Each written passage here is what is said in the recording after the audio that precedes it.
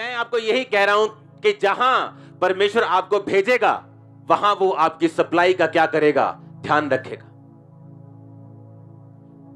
अगर आप अपनी कॉलिंग के बाहर जाएंगे, अपनी बुलाहट के बाहर जाएंगे, वहां वो आपके साथ नहीं। जिस तरह मैं परमेश्वर को बोलता है, परमेश्वर मैं बिजनेसमैन बनना चाहता हूं, मैं बिजनेस करूंगा, पैसों से तेरी चर्चिस को सपोर्ट करूंगा, मिनिस्ट्रीज को सपोर्ट करूंगा, ये मेरा प्लान था, परमेश्वर का नहीं। अगर मेरे प्लान में मैं खुद चलूंगा तो उसमें सफलता की कोई गारंटी नहीं,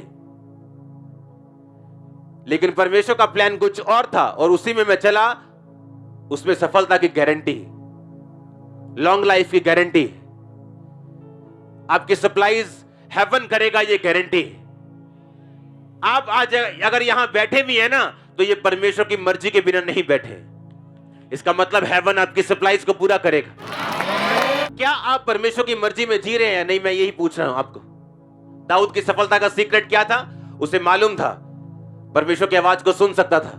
परमेश्वर ने कहा, दाऊद इस समय तू सामने से जाना, उनसे लड़ना।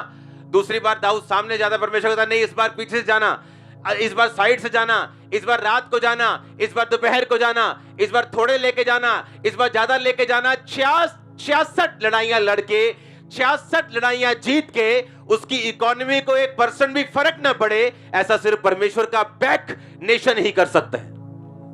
एक लड़ाई अगर देश लड़े, उसकी इकोनॉमी जमीन में आ जाती। एक लड़ाई अगर एक देश लड़ ले, उसकी इकोनॉमी तहस नहस हो जाती।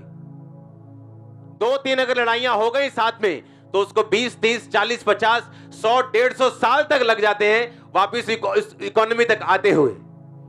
पर दाऊद को अगर आप देखें, 66 लड़ाइयां लड़ने के बाद भी उसकी इकोनॉमी हिली नहीं, क्योंकि उसने जब भी लड़ाई लड़ी, उसने परमेश्वर की आवाज के साथ लड़ी। हालेलुया। मैंने ऐसे लोग देखे, मिनिस्ट्री स्टार्ट की, हालाला हालाला, चलो जी 200 लोग, 400 लोग, 500 लोग, फॉरेन का एक ऑफर आया, सीधी फ्लाइट फॉरेन, अब इंडिया में दिखते ही नहीं। आपको क्या लगता है कि ये परमेश्वर की ओर से?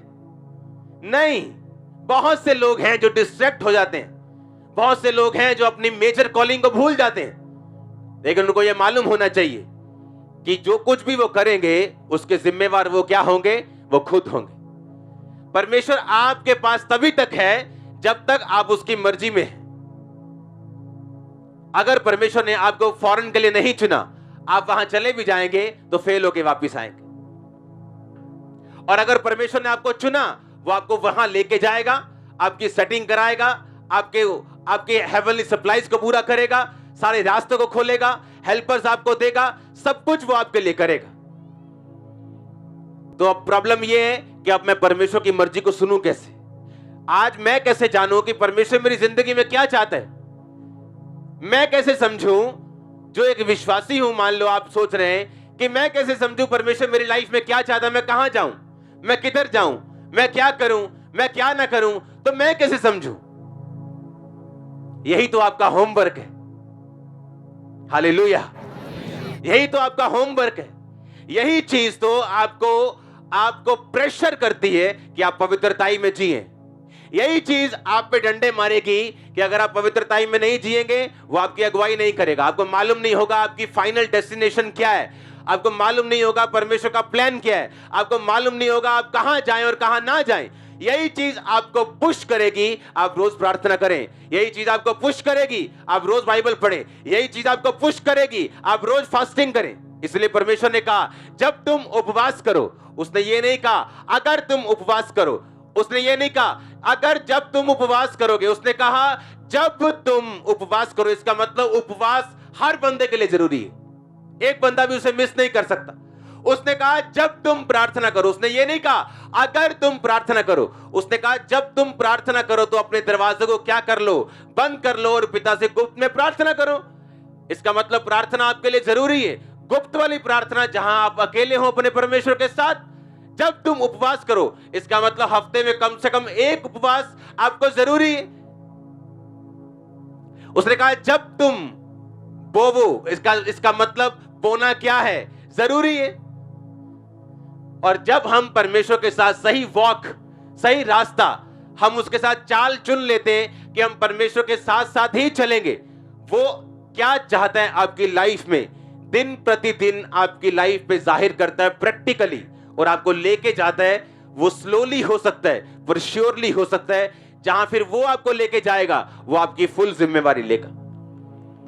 और याद रखो, जहां उसने आपको भेजा नहीं, वहां उसकी कोई जिम्मेवारी नहीं।